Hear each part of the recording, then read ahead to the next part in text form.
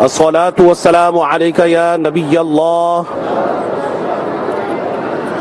وعلى آلك وأصحابك يا نور الله نويت سنة الاعتکاف۔ حضرت سیدنا علی رضی اللہ تعالیٰ عنہ سے روایت ہے، آپ نے فرمایا سمعت رسول اللہ صلی اللہ علیہ وسلم یقول من صلی علی صلاة كتب اللہ له قراءة والقراءة مثل احد۔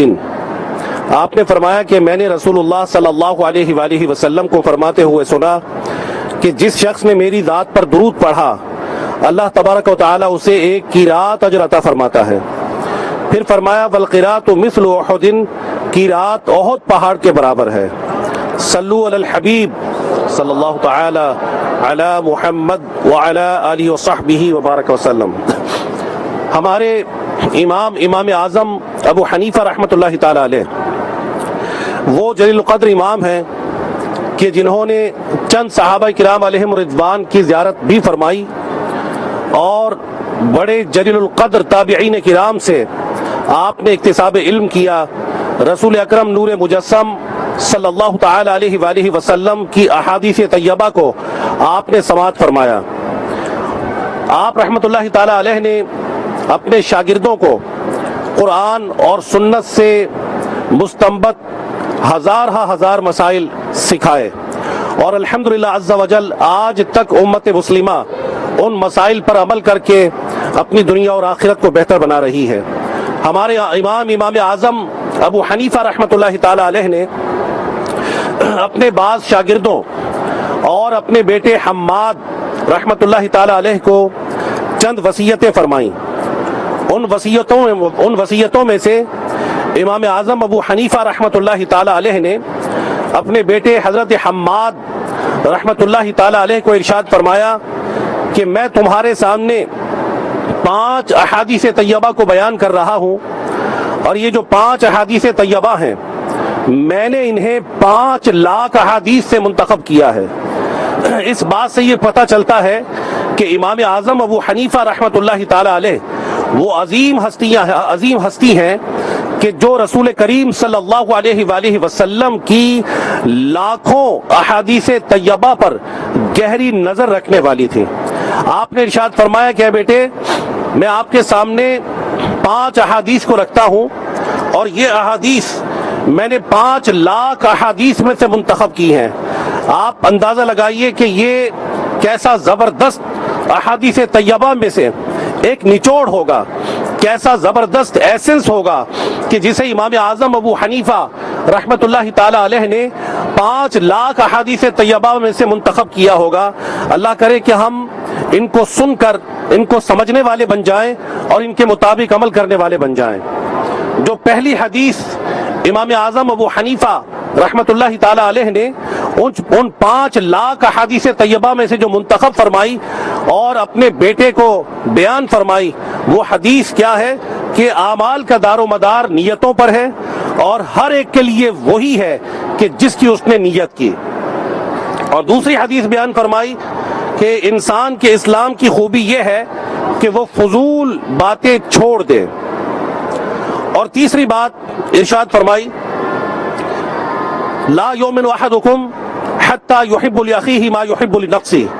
کہ تم میں سے کوئی شخص اس وقت تک کامل مومن نہیں ہو سکتا وہ جب تک جو چیز اپنے لیے پسند کرتا ہو وہ اپنے بھائی کے لیے پسند نہ کرے۔ اور چوتھی حدیث آپ نے حلال و حرام سے متعلق اپنے شہزادے کو سنائی۔ وہ حدیث یہ ہے کہ بے شک حلال واضح ہے اور حرام بھی واضح ہے، اور ان دونوں کے درمیان مشتبہ چیزیں ہیں جن کے متعلق بہت سے لوگ نہیں جانتے۔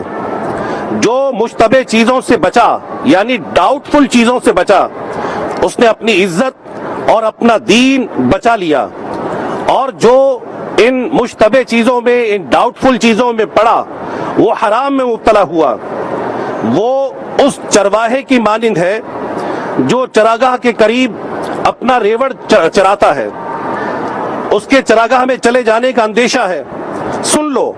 ہر بادشاہ کی چراگاہ ہوتی ہے، اور اللہ تبارک و تعالیٰ کی چراگاہ اس کی حرام کردہ اشیاء ہیں۔ خبردار جسم میں گوشت کا ایک لوتھڑا ہے، جب وہ سمر جائے تو سارا جسم سمر جاتا ہے، اور جب وہ خراب ہو جائے تو سارا جسم خراب ہو جاتا ہے، اور وہ لوتھڑا دل ہے۔ یہ 5 احادیث طیبہ امام اعظم ابو حنیفہ رحمۃ اللہ تعالی علیہ نے اپنے شہزادے کو 5 لاکھ احادیث میں سے منتخب کر کے وصیت کے طور پر سنائیں۔ ان میں سب سے پہلی جو حدیث ہے وہ نیت کے حوالے سے ہے، وہ انٹینشنز کے حوالے سے ہے، وہ ارادوں کے حوالے سے ہے، اور یہ وہ حدیث ہے کہ جس کے بارے میں علماء نے جس کے فوائد کو لوگوں کے سامنے بیان کیا ہے۔ یعنی ہم کوئی بھی کام کرتے ہیں، وہ کام ڈیپینڈ کرتا ہے ہماری نیت پر۔ اگر اچھی نیت ہو تو کار خیر کا ثواب ملتا ہے، اور اگر نیت میں کھوٹ ہو، نیت میں دکھاوا ہو، نیت میں ریاکاری ہو، نیت میں غیر خدا کی رضا شامل ہو، تو کسی بھی بڑے سے بڑے عمل کا ثواب انسان کو نہیں دیا جاتا۔ امام بخاری رحمۃ اللہ تعالی علیہ اور بڑے بڑے جلیل القدر ائمہ نے اپنی احادیث کی کتابوں میں نیت کی اس حدیث کو بیان کیا ہے کہ جو امام اعظم ابو حنیفہ رحمۃ اللہ تعالی علیہ نے بیان فرمائی۔ اگرچہ امام اعظم ابو حنیفہ رحمۃ اللہ تعالی علیہ آپ نے جب یہ بیان فرمایا، اس وقت امام بخاری رحمۃ اللہ تعالی علیہ اور صحاح ستہ کے مؤلفین میں سے کوئی بھی امام دنیا میں تشریف نہیں لائے تھے۔ امام اعظم نے اس سے پہلے ہی 5 لاکھ احادیث میں سے اپنے شہزادے کو یہ 5 احادیث سلیکٹ کر کے دیں۔ ان میں سب سے پہلی حدیث تھی انما الاعمال بالنیات وانما لكل امرئ ما نوى فمن كانت هجرته الى الله ورسوله فهجرته الى الله ورسوله ومن كانت هجرته لدنيا يصيبها او امرأة ينكحها فهجرته ما هاجر اليه او كما قال النبي صلی اللہ علیہ وآلہ وسلم۔ امام صاحب نے یہ حدیث جو بیان فرمائی کہ بے شک اعمال کا دار و مدار نیتوں پر ہے، اور ہر شخص کے لیے وہی کچھ ہے کہ جس کی اس نے نیت کی۔ فرمایا فمن كانت هجرته الى الله ورسوله فهجرته الى الله ورسوله، کہ جس کی ہجرت اللہ اور اس کے رسول کی طرف ہو، یعنی جس کی انٹینشنز میں، جس کے دل کے ارادوں میں خلوص ہے کہ وہ فقط اللہ رب العزت کے لیے اور اس کے رسول صلی اللہ علیہ وآلہ وسلم کے لیے ہجرت کر رہا ہے، تو فرمایا فہجرتہ الی اللہ ورسولہ، اس کی ہجرت اللہ اور اس کے رسول کی طرف ہے۔ اور فرمایا ومن كانت هجرته لدنيا يصيبها او امرأة ينكحها فهجرته ما هاجر اليه۔ ہجرت ایک بہت عظیم کام ہے، ہجرت وہ عمل ہے کہ جس کی بدولت انسان کے گناہ معاف ہوتے ہیں اگر اللہ رب العزت کے لیے کوئی ہجرت کرتا ہے۔ لیکن رسول کریم صلی اللہ علیہ وآلہ وسلم نے حضرات صحابہ علیہم رضوان کو نیت کی اہمیت بیان فرمائی کہ نیت کتنی اہم چیز ہے، کہ اگر کسی نے ہجرت کی، اگر اس نے اللہ رب العزت کو راضی کرنے کے لیے کی یا رسول کریم صلی اللہ علیہ وآلہ وسلم کے لیے کی، تو فرمایا اسی کی ہجرت مقبول ہے، اسی کو ہجرت کا وہ ثواب عظیم ملے گا کہ جس ثواب کی خوشخبریاں بیان کی گئی ہیں۔ لیکن اگر کسی کے ہجرت کرنے میں دنیا کا کوئی ارادہ شامل ہو گیا، کسی کے ہجرت کرنے میں دنیا کا کوئی مال یا دنیا کی کسی عورت سے نکاح کرنے کی نیت شامل ہو گئی، تو اسے ہجرت کا ثواب عظیم حاصل نہیں ہوگا۔ ایک واقعہ اس میں یہ بیان کیا جاتا ہے، بعض محدثین کرام نے بیان کیا ہے کہ ایک صحابی تھے رضی اللہ تعالیٰ عنہ، انہوں نے ہجرت مدینہ سے پہلے کسی خاتون کو نکاح کا پیغام بھجوایا، تو انہوں نے ارشاد فرمایا جواباً کہ میں اس وقت تو ہجرت کے لیے تیاری کر رہی ہوں، ہجرت کر رہی ہوں، جب میں ہجرت کر جاؤں، آپ بھی ظاہر ہجرت کر رہے ہیں، مسلمانوں کا ہجرت کا حکم ہے، تو آپ بھی ہجرت کر رہے ہیں، تو مدینہ المنورہ آپ بھی ہجرت کر جائیں، میں بھی ہجرت کر رہی ہوں، اس کے بعد آپ کے نکاح کے پیغام پر غور ہوگا۔ اب یہ صحابی رضی اللہ تعالیٰ عنہ انہوں نے بھی ہجرت کی، لیکن رسول کریم صلی اللہ علیہ وآلہ وسلم کے علم میں جب یہ بات لائی گئی مدینہ المنورہ میں، تو آپ صلی اللہ علیہ وآلہ وسلم نے حضرات صحابہ علیہم رضوان کو جمع کر کے یہ بیان فرمایا کہ جو میں نے ابھی آپ کے سامنے بیان کیا، وَمَنْ كَانَتْ هِجْرَتُهُ لِدُنْيَا يُصِيبُهَا أَوْ امْرَأَةٍ يَنْكِحُهَا فَهِجْرَتُهُ مَا هَاجَرَ إِلَيْهِ، کہ جس نے ہجرت کی دنیا کے لیے کہ دنیا کو پالے، یا کسی عورت سے نکاح کے لیے ہجرت کی، فَهِجْرَتُهُ مَا هَاجَرَ إِلَيْهِ، اس کی ہجرت اسی کی طرف ہے کہ جس کے لیے اس نے ہجرت کی۔ تو اس سے یہ بھی پتہ چلا کہ جب بھی کسی نیک عمل کے کرنے کا ارادہ ہو تو نیک عمل کو کرنے سے پہلے اپنے دل کے ارادوں کو چیک کر لیا جائے، اپنی نیت کو چیک کر لیا جائے کہ میری جو نیت ہے وہ کیا خالصتاً اللہ رب العزت کی خوشنودی کے لیے ہے، یا میں دنیا کے مال و دولت یا دنیا کے کسی اور مفاد کے لیے ہجرت کر رہا ہوں۔ اگرچہ ان کے لیے جو انہوں نے ہجرت کی کوئی گناہ نہیں ہوا، لیکن بیان کرنا یہ مقصود تھا کہ انہوں نے چونکہ اپنی نیت میں بنیادی طور پر یہ شامل رکھا کہ میں مدینہ المنورہ جا کر نکاح کروں گا، تو اب ہجرت کا جو ثواب عظیم حاصل ہونا تھا وہ ثواب عظیم انہیں نہیں مل پائے گا۔ تو ہم یہ دیکھیں کہ ہماری زندگی میں بھی کئی ایسے اعمال ہوتے ہیں کہ جو اللہ رب العزت کی خوشنودی والے اعمال ہوتے ہیں، نیک اعمال ہوتے ہیں، تو ہم اپنے نیک اعمال میں اپنے ارادوں کو، اپنے دلوں کی نیت کو چیک کر لیں کہ ہمارا عمل کس کے لیے ہو رہا ہے۔ اگر ہم حج کر رہے ہیں تو ہمارے حج کرنے کا بنیادی مقصد کیا ہے؟ کیا حج کرنے سے ہمارا بنیادی مقصد اور مراد اللہ رب العزت کی رضا کا حصول ہے، اللہ تبارک و تعالیٰ کی خوشنودی کے حصول کے لیے ہم حج کر رہے ہیں، یا دنیا کے لیے، یا دنیا کو دکھانے کے لیے، یا دنیا کے سامنے معزز بننے کے لیے، یا دنیا کی نگاہ میں محترم بننے کے لیے، یا لوگوں کی نگاہ میں نیک کہلانے کے لیے، یا حاجی کہلانے کے لیے ہم ہجرت کر رہے ہیں؟ تو اس بات پر غور و فکر کرنے کی ضرورت ہے۔ ایک حدیث پاک کا مضمون ہے، رسول اکرم صلی اللہ علیہ وآلہ وسلم نے ارشاد فرمایا کہ ایک وقت آئے گا کہ میری امت کے مالدار لوگ صرف سیر و تفریح کے لیے حج کریں گے۔ یہ سب لوگوں کا بیان نہیں ہے، بلکہ بعض لوگ ہیں، بعض لوگوں کی اس میں استثنائی کیفیت ہے۔ میری امت کے مالدار لوگ جو ہے، ایک وقت ایسا آئے گا کہ وہ سیر و تفریح کے لیے حج کریں گے کہ چلو یار حج کرتے ہیں، کچھ سیر ہو جائے گی، حج کرتے آب و ہوا تبدیل ہو جائے گی، حج کرتے ہیں، یورپ کے ویزے نہیں لگ رہے، امریکہ کے ویزے نہیں لگ رہے، فلاں ملک کا ویزا نہیں لگ رہا، فلاں ملک کے ویزے میں کمپلیکیشن ہے، چلو حج کا ویزا آسان ہے، ایسا کرتے ہیں حج کر لیتے ہیں، کوئی ایٹماسفیئر چینج ہو جائے گا، ماحول چینج ہو جائے گا، فضا چینج ہو جائے گی، اور جو ڈپریشن ہے، جو ٹینشن ہے، جو فرسٹریشن چھائی ہوئی ہے، یہ دور ہو جائے گی ماحول تبدیل ہونے سے۔ تو کئی لوگ ایسے ہوں گے کہ جو اس نیت سے حج کریں گے، تو جب اس نیت سے کوئی حج کرے تو حج کا ثواب عظیم اس شخص کو حاصل نہیں ہوگا۔ اور حدیث پاک کا ایک مضمون ہے کہ میری امت کے متوسط طبقے کے جو لوگ ہوں گے وہ تجارت کی غرض سے حج کریں گے۔ ایک وقت ایسا آئے گا کہ چلو یار ایسا کرتے ہیں، ہم حج کرتے ہیں، وہاں پر پوری دنیا کے مختلف ممالک کے لوگ آئے ہوں گے، ہو سکتا ہے کہ کسی سے اچھی تجارت کی ڈیل ہو جائے، کسی سے کوئی اچھا کانٹریکٹ سائن ہو جائے، کسی شخص کا مال لے لوں یا اپنا مال فروخت کر دوں، یعنی اس قسم کی نیتیں اگر وہ کریں گے تو یقیناً حج کا جو ثواب عظیم ہے اس نیت کی وجہ سے انہیں حاصل نہ ہو پائے گا۔ اور ایک اور بات رسول اکرم صلی اللہ علیہ وآلہ وسلم نے ارشاد فرمائی، اور آج ہم پریکٹیکلی اس کو دیکھ رہے ہیں عملی طور پر، اور آپ بھی اور مدنی چینل کے ناظرین جو سماعت فرما رہے ہوں گے ان کے بھی ہو سکتا ہے کہ مشاہدہ میں یہ بات آئی ہو کہ جو میں اب آپ کے سامنے بیان کرنے لگا ہوں، وہ یہ کہ ایک وقت آئے گا، حدیث کا مضمون ہے کہ میری امت کے جو غربا ہیں، جو غریب لوگ ہیں میری امت کے، وہ بھیک مانگنے کے لیے حج کریں گے۔ اگرچہ سب ایسے نہیں ہوتے، لیکن حالات دن بدن تبدیل ہوتے جا رہے ہیں۔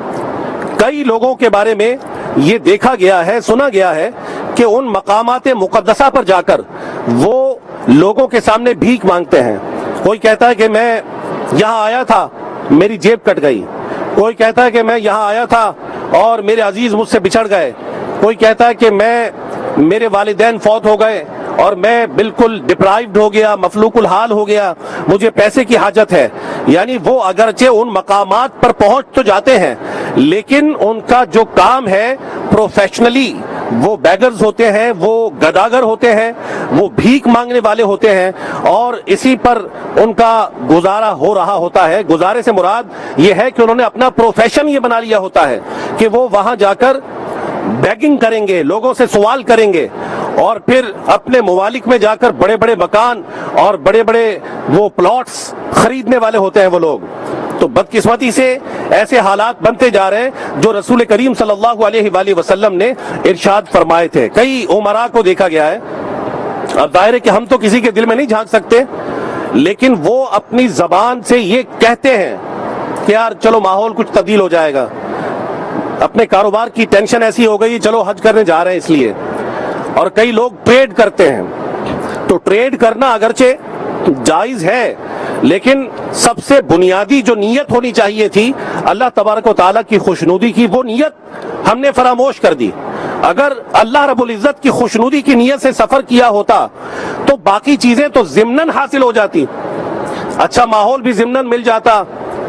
اور اگر کاروباری اپرچونیٹیز ہیں وہ بھی ضمناً حاصل ہو جاتی، لیکن چونکہ بنیادی طور پر اس شخص نے اپنی نیت یہ کر لی کہ میں وہاں پر جاؤں گا تو مجھے اچھا بزنس مل جائے گا یا ایٹماسفیئر تبدیل ہو جائے گا، انوائرمنٹ چینج ہو جائے گا، تو اب ثواب عظیم سے محرومی اس بندے کا مقدر بن جائے گی۔ تو یہ خیال رکھنے کی ضرورت ہے، اس بات کو ذہن نشین رکھنے کی حاجت ہے کہ ہم کوئی بھی عمل کریں اس عمل میں سب سے بنیادی ہمارا مقصد کیا ہے، اور بنیادی مقصد صرف ایک ہی ہونا چاہیے، وہ ایک یہ ہو کہ اللہ تبارک و تعالی ہم سے راضی ہو جائے۔ جب نماز پڑھے تو نیت یہ ہو کہ میں اللہ رب العزت کے لیے نماز پڑھ رہا ہوں، جب روزہ رکھے تو نیت یہ ہو کہ اللہ رب العزت کے لیے روزہ رکھ رہا ہوں، جب حج کرے تو نیت یہ ہو کہ میں اللہ تبارک و تعالی کے لیے حج کر رہا ہوں، جب صدقہ و خیرات کریں تو نیت یہ ہو کہ میں اللہ تبارک و تعالیٰ کی خوشنودی کے لیے صدقہ و خیرات کر رہا ہوں، لوگوں میں معزز بننے کے لیے، لوگوں میں نیک کہلانے کے لیے، لوگوں میں اپنی پارسائی کا ڈھونگ رچانے کے لیے میں صدقہ و خیرات نہیں کر رہا، لوگوں میں اچھا تصور کیے جانے کے لیے میں ایسا نہیں کر رہا، بلکہ میرا مقصد اللہ تبارک و تعالیٰ کی خوشنودی ہے۔ تو بڑے بڑے محدثین نے اس حدیث پاک کو جو بنیادی طور پر لوگوں کے سامنے بیان فرمایا، اس کا مقصد یہ تھا کہ ہماری نیتوں کی ریکٹیفیکیشن ہو جائے، ہماری نیتوں کی اصلاح ہو جائے، ہماری نیتیں فقط اللہ تبارک و تعالیٰ کی خوشنودی کے لیے ہو جائیں۔ اور اسی لیے امام بخاری رحمۃ اللہ تعالیٰ علیہ نے بھی سب سے پہلی روایت جو بیان فرمائی وہ انما الاعمال بالنیات ہے، اور بڑے بڑے محدثین کرام نے اپنی حدیث کی کتابوں میں اس نیت کی حدیث کو مختلف معنی اور مفاہیم کے ساتھ لوگوں کے سامنے بیان فرمایا ہے، اور صرف ایک حدیث بیان نہیں فرمائی بلکہ نیتوں کے حوالے سے کئی احادیث طیبہ کو بیان کیا ہے، تاکہ مبتدی جو دین سیکھ رہا ہے وہ بھی، جو اپنے دنیا کا کوئی کام کر رہا ہے وہ بھی، سب سے پہلے اپنے دل کے ارادوں پر غور کر لے کہ میں جو نیک عمل کر رہا ہوں کس کے لیے کر رہا ہوں۔ اور جب اللہ تبارک و تعالیٰ کی خوشنودی پیش نظر ہوگی تو انشاءاللہ تبارک و تعالیٰ ہمیں اچھی اچھی نیتوں کا ثواب حاصل ہو جائے گا۔ بلکہ ہمارے اسلاف نے، ہمارے بزرگوں نے یہ فرمایا ہے کہ کئی کام ایسے ہوتے ہیں کہ جو فی نفسی ہی مباح ہوتے ہیں، لافل ہوتے ہیں، جائز ہوتے ہیں، ان کاموں کے کرنے میں کوئی ثواب یا گناہ کا کانسیپٹ نہیں ہوتا، وہ کام کرنا جائز ہوتا ہے، لیکن جب ان کاموں کے کرنے میں اچھی نیت شامل ہو جائے گی تو وہ کام بھی مستحب بن جائیں گے، یعنی کار ثواب بن جائیں گے۔ تو اس لیے جو طلباء کرام ہیں وہ غور کریں، اپنی نیتوں کو چیک کریں کہ جو میں اکتساب علم کے لیے آیا ہوں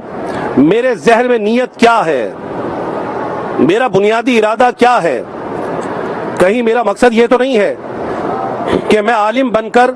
لوگوں پر اپنی دھاک بٹھاؤں کہ یہ عالم ہے، کہیں ایسا تو نہیں ہے کہ میرے پیش نظر یہ ہو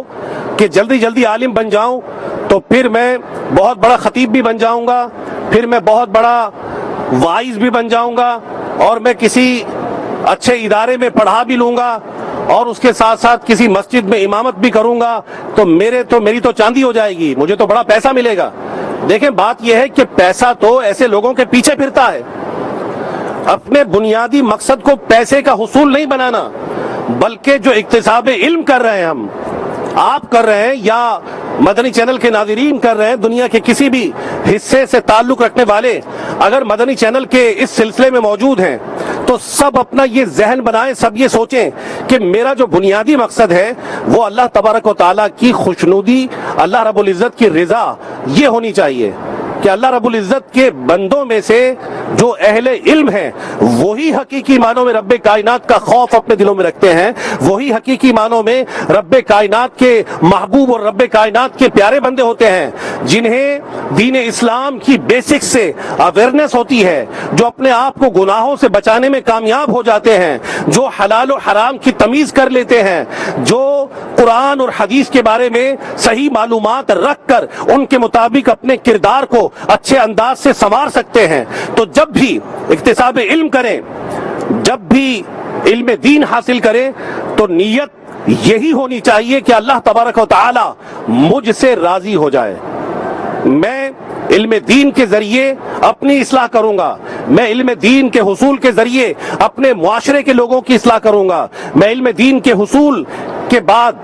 یا حصول کے دوران بھی ہو سکتا ہے، ماشاءاللہ آپ میں کئی طلباء کرام ایسے ہیں کہ جو طالب علمی کے زمانے میں الحمدللہ مدنی قافلوں میں سفر کرتے ہیں،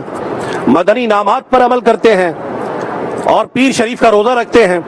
اپنے آپ کو اس انداز سے ڈھالنے کی کوشش کرتے ہیں کہ جو انداز رب کائنات کی بارگاہ میں مقبول ہو، محبوب ہو۔ الحمدللہ یہ دعوت اسلامی کے مدنی ماحول کا فیضان ہے کہ جو آتا ہے اسے یہ سیکھنے کو ملتا ہے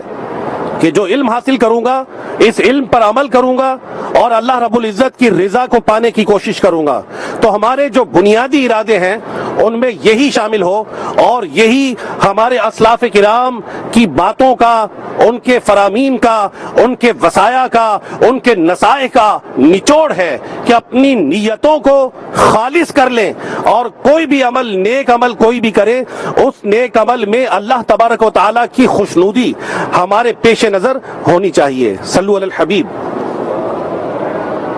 اور دوسری بات جو امام اعظم ابو حنیفہ رحمۃ اللہ تعالی علیہ نے دوسری جو حدیث بیان فرمائی، سبحان اللہ، اس کا مضمون بڑا پیارا ہے اس کا بھی، وہ کیا ہے؟ من حسن الاسلام المرء ترکہ ما لا یعنی، کہ کسی بھی شخص کے اسلام کی خوبی یہ ہے کہ وہ فضول باتوں کو چھوڑ دے، ترکہ ما لا یعنی، فضول باتوں کو چھوڑ دے۔ اب ہم دیکھیں کہ ہماری زندگی میں کتنے فضول کام داخل ہو چکے ہیں بدقسمتی سے، کتنے فضول کام صبح سے رات تک ہماری زندگی میں شامل ہیں، فضول بولنا، فضول لوگوں کے معاملات میں انٹرپشن، فضول چیٹنگ کرنا، فضول لوگوں سے میسیجنگ کرنا، لوگوں سے فضول کلام کرنا، اور ہمارے ہاں مشہور ہے کہ چلو یار چلتے ہیں گپ لگاتے ہیں، گوسپس میں اپنے آپ کو ہم انوالو کیے ہوئے ہیں۔ اگر روزانہ کے فضول کام، روزانہ کی فضول گفتگو اگر ہم کسی پیپر پر نوٹ کریں نا، کسی ڈائری پر نوٹ کریں کہ صبح سے لے کر رات تک میں نے کتنی فضول باتیں کی، میں نے کتنے فضول کام کیے، تو یقین کیجئے کئی لوگ ایسے ہوں گے کہ جن کی ڈائری کے کئی ورق پر ہو جائیں گے، کئی ورق بھر جائیں گے، وہ حیران ہو جائیں گے کہ ہمیں یہ توقع نہیں تھی کہ ہم اتنے فضول کام کرتے ہوں گے، اتنی فضول باتیں کرتے ہوں گے، اتنے فضول سوالات کرتے ہوں گے، اتنے فضول امور پر غور کرتے ہوں گے، کہیں فضول بات سوچ رہے ہیں، کہیں فضول باتیں سوچ رہے ہیں، کہیں فضول باتیں کر رہے ہیں، کہیں فضول کاموں میں اپنے آپ کو شریک کیے ہوئے ہیں۔ اگر دوست آپس میں بیٹھے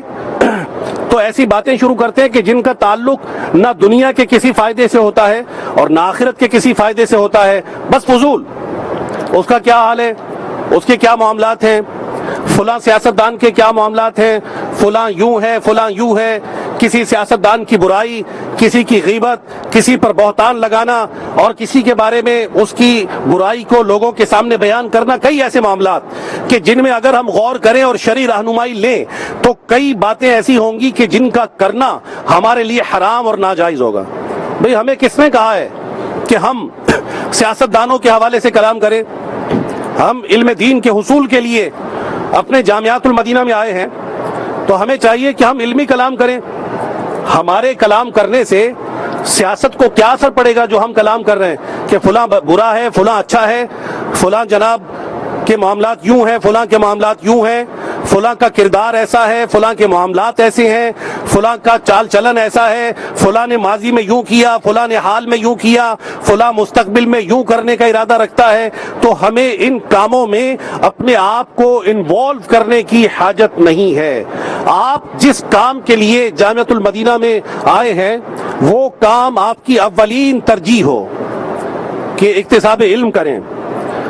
اللہ رب العزت کی خوشنودی، اس کی رضا کو حاصل کرنے کی کوشش کریں، رب کائنات کے فرامین پر عمل کرنے کی کوشش کریں، اور جو علم آپ کو حاصل ہوا اس علم کے مطابق عمل کر کے اپنی آخرت کو اچھا بنائیں۔ حضرت امام غزالی رحمۃ اللہ تعالی علیہ نے ایک بہت پیاری بات ارشاد فرمائی۔ باتیں تو آپ نے الحمدللہ ساری اچھی فرمائی ہیں، لیکن اپنے ایک شاگرد کو آپ نے کچھ وصیتیں فرمائی ہیں، کچھ نصائح فرمائے آپ نے ایک شاگرد کو۔ آپ نے ارشاد فرمایا کہ اے میرے بیٹے، آج جو علم تجھے اللہ رب العزت کی اطاعت اور عبادت کی طرف لے کر نہیں آ رہا، طلباء کے لیے قابل غور ہے، اور اکتساب علم کرنے والوں کے لیے یہ بات قابل توجہ ہے،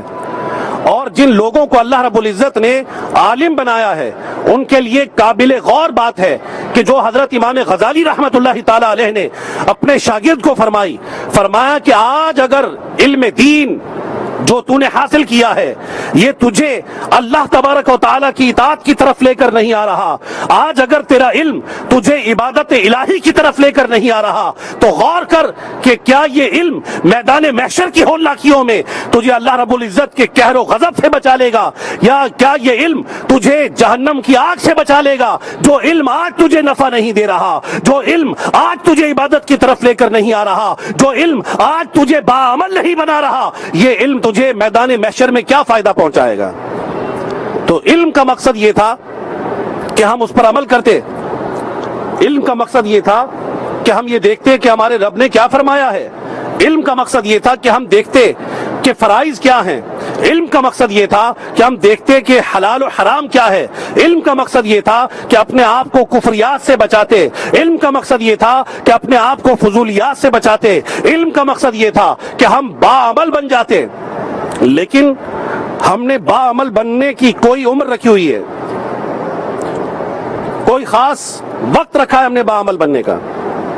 ابھی ہماری توجہ نہیں ہوتی۔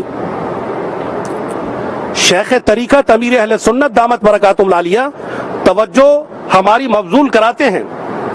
لیکن ابھی ہماری توجہ نہیں ہو رہی۔ ہم نے نہ جانے کون سا وقت رکھا ہوا ہے عمل کرنے کا، ذرا غور کیجئے۔ ہمیں تو ہمارے اسلاف نے یہ فرمایا ہے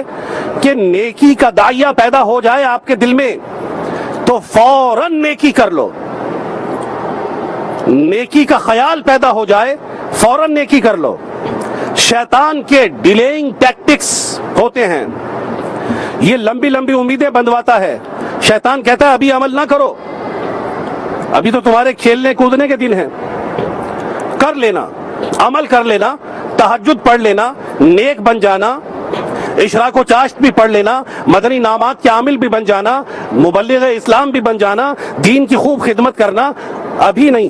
ابھی نہیں، اگر ابھی نہیں تو کبھی نہیں۔ یہ وقت ہے، یہ وقت ہے عمل کا۔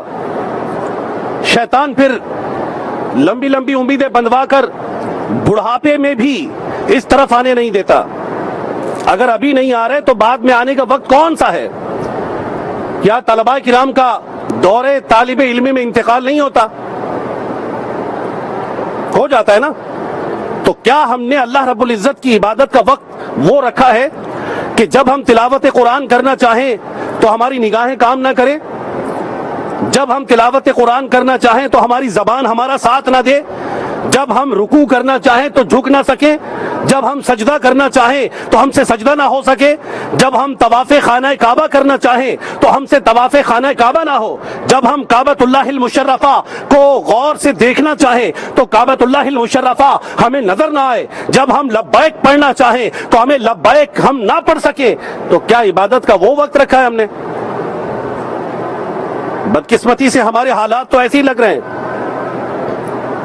کہ ہم اپنے آپ کو نیکی سے عملی طور پر دور رکھے ہوئے ہیں، اور کوئی خاص وقت ہم نے اپنے ذہن میں بنا رکھا ہے کہ اس وقت نیک بنیں گے، اس وقت متقی بنیں گے، اس وقت تہجد گزار بنیں گے، اس وقت اپنے آپ کو گناہوں سے بچائیں گے۔ میرے میٹھے میٹھے اسلامی بھائیوں اور مدنی چینل کے ناظرین اور میرے جامعۃ المدینہ کے طلباء کرام، یہ وقت ہے، آپ کے لیے کیسا زبردست ماحول مل گیا کہ آپ اچھے انداز سے نیکی کر سکتے ہیں، آپ ایک دوسرے کو دیکھ کر بھی ترغیب حاصل کر سکتے ہیں، آپ اپنے آپ کو یہ دعوت اسلامی کے تحت چلنے والے جامعات المدینہ میں نیکیوں پر کاربند کر سکتے ہیں، آپ اپنے آپ کو نیکی کے سانچے میں ڈھال سکتے ہیں، آپ کو ایسا ماحول ملا ہے۔ یہ توقع نہ رکھیں کہ بعد میں ایسا موقع ملے گا تو نیک بن جائیں گے، بعد میں جناب متقی بن جائیں گے، وہ بات کس نے دیکھی؟ ابھی وقت ہے کہ ہم اس حوالے سے سوچیں اور کچھ نہ کچھ غور کرنے میں کامیاب ہو جائیں۔ صلو علی الحبیب۔ اور تیسری جو حدیث امام اعظم ابو حنیفہ رحمۃ اللہ تعالی علیہ نے بیان فرمائی، لا یؤمن احدکم حتی یحب لاخیہ ما یحب لنفسہ، کہ تم میں سے کوئی شخص اس وقت تک کامل مومن نہیں ہو سکتا جب تک وہ جو چیز اپنے لیے پسند کرتا ہے وہ اپنے بھائی کے لیے پسند نہ کرے۔ جب آپ نے اپنے لیے نیکیوں کو پسند کیا ہے تو آپ اپنے بھائیوں کے لیے نیکیوں کو پسند کرے، جب آپ نے اپنے لیے آخرت کے معاملات کو پسند کیا ہے اپنے بھائیوں کے لیے بھی اس کو پسند کرے۔ اور واقعی دنیاوی حوالے سے، مادی حوالوں سے بھی ہمارے ذہن میں یہ ہونا چاہیے کہ اگر میں کوئی اچھی چیز استعمال کر رہا ہوں تو کاش میرا بھائی بھی یہ چیز استعمال کرے، میں کوئی اچھی خوشبو استعمال کر رہا ہوں تو دل میں یہ آ جائے کہ میرا بھائی بھی اچھی چیز استعمال کرے۔ یہ مادی حوالے سے بھی ہو سکتا ہے اور اخروی حوالے سے بھی ہو سکتا ہے کہ اگر میں اپنے لیے نیکی کے راستے کو پسند کرتا ہوں تو میں اپنے بھائیوں کے لیے نیکی کے راستے کو پسند کروں۔ اگر اسلامی بہن ہے تو وہ اپنی بہنوں کے لیے نیکی کے راستے کو پسند کرے، وہ اپنی بہنوں کے لیے قرآن مجید فرقان حمید کی تلاوت کو پسند کرے، وہ اپنے بھائیوں کے لیے تہجد گزاری کو پسند کرے، وہ اپنے بھائیوں کے لیے نیکوکاری کو پسند کرے، وہ اپنے بھائیوں کے لیے فضول گفتگو سے بچنے کو پسند کرے، وہ اپنے بھائیوں کے لیے غیبت سے بچنے کو پسند کرے، بہتان سے بچنے کو پسند کرے، تکبر سے بچنے کو پسند کرے۔ جب اپنے لیے پسند کر لیا کہ میں اپنے آپ کو گناہوں سے بچا کر زندگی گزاروں تو اپنے بھائیوں کے لیے بھی مجھے یہ سوچنا چاہیے۔ اس کے دونوں فوائد علماء نے بیان فرمائے، وہ مادی حوالے سے بھی ہو سکتے ہیں اور وہ روحانی حوالے سے بھی ہو سکتے ہیں۔ صلو علی الحبیب۔ اسی طرح حلال اور حرام کے بارے میں جو بیان کیا گیا ہے، اپنے آپ کو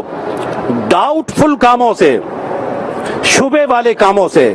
شک والے معاملات سے بچا لیں۔ ایک روایت کا مفہوم ہمارے لیے ہے کہ جو چیز تجھے شک میں ڈال دے اسے چھوڑ دے، اور جو تجھ پر واضح ہو جائے اس کو اختیار کر لے۔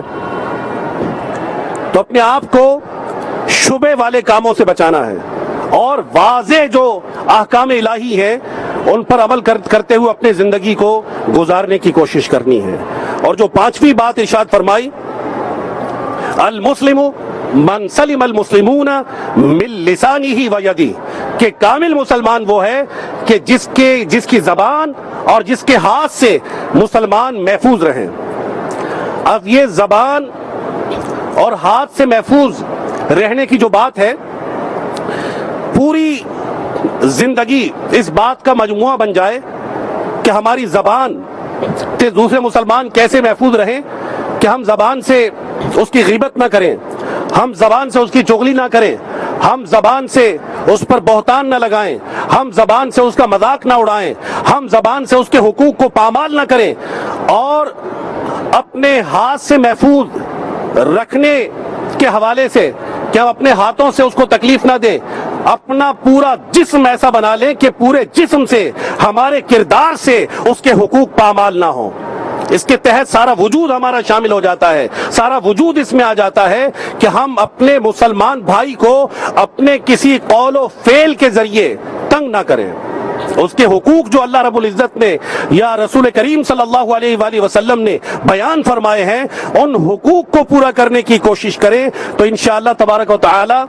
آسانی ہوگی ہمارے لیے دنیا اور آخرت میں انشاءاللہ عز و جل۔ اس کی برکتیں ہم سب کو نصیب ہوں گی۔ تو اللہ رب العزت کی بارگاہ میں ہم دعا کرتے ہیں کہ رب کائنات ہم سب کو